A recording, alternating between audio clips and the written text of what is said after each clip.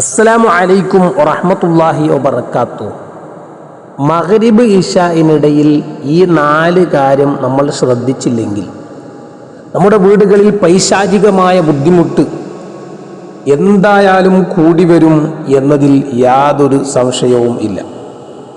മഗ്രിബ് ഇശാഇനിടയിൽ ഈ 4 കാര്യം നമ്മുടെ വീടുകളിൽ ചെയ്യാൻ പാടില്ല. പല ആളുകളും പല മരുന്നുകളും പല രോഗങ്ങളുമായി ബുദ്ധിമുട്ടുന്നവരുണ്ട്. പക്ഷേ ഏത് ടെസ്റ്റ് ചെയ്ത് നോക്കിയിട്ടും ഒരു രോഗവുമില്ല. അതുപോലെ പൈശാചികമായ ബുദ്ധിമുട്ട് കൊണ്ട് തകർന്നു പോയ കുടുംബങ്ങളും വീടുകളും ഭാര്യമക്കളും ഒക്കെ ഉണ്ട്.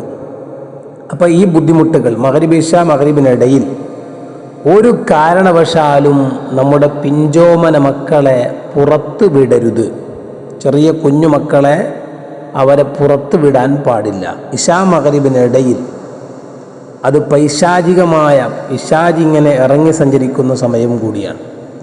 അതുകൊണ്ട് തന്നെ ആ സമയത്ത് ഏറ്റവും നമ്മൾ പുറത്തിറങ്ങിയാൽ പൈശാചികമായ ബുദ്ധിമുട്ടാണെങ്കിലും മഗ്രിബിൻ്റെ ഇടയിലുള്ള സമയം നമ്മൾ നല്ല ദിക്റുകൾ പരിശുദ്ധ ഖുർആനോത്തുകളായി നമ്മുടെ വീടുകളിൽ കഴിയേണ്ടതാണ്.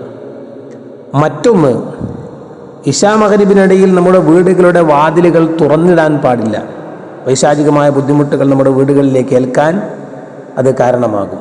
മൂന്നാമതായി നമ്മൾ ശ്രദ്ധിക്കേണ്ടത്, മഗ്രിബിനിടയിൽ നമ്മുടെ വളർത്തു മൃഗങ്ങൾ, കോഴിയായാലും ആടുകളായാലും മറ്റു മൃഗങ്ങളായാലും, അതിനൊക്കെ നമ്മൾ മഗ്രിബിന് മുന്നേ അതിൻ്റെ കൂട്ടിലേക്ക് പ്രവേശിപ്പിക്കുകയും ആ കൂട് ബന്ധാക്കുകയും ചെയ്യണം.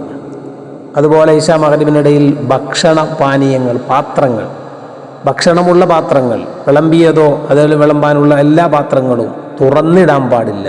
ആ സമയങ്ങളിൽ പിശാച് സഞ്ചരിക്കുന്ന സമയമാണ്. ഖുർആൻ നല്ല പോലെ നമ്മൾ ഓതി അതുപോലെ ദിക്ർ ചൊല്ലി നല്ല കാര്യങ്ങളുമായി മുന്നോട്ട് പോകേണ്ട സമയമാണ്. നമ്മൾ ശ്രദ്ധിച്ചു കഴിഞ്ഞാൽ പൈശാചികമായ ബുദ്ധിമുട്ടുകളിൽ നിന്ന് നമുക്ക് രക്ഷ നേടാൻ വേണ്ടി സാധിക്കും. അല്ലാഹു അനുഗ്രഹിക്കട്ടെ.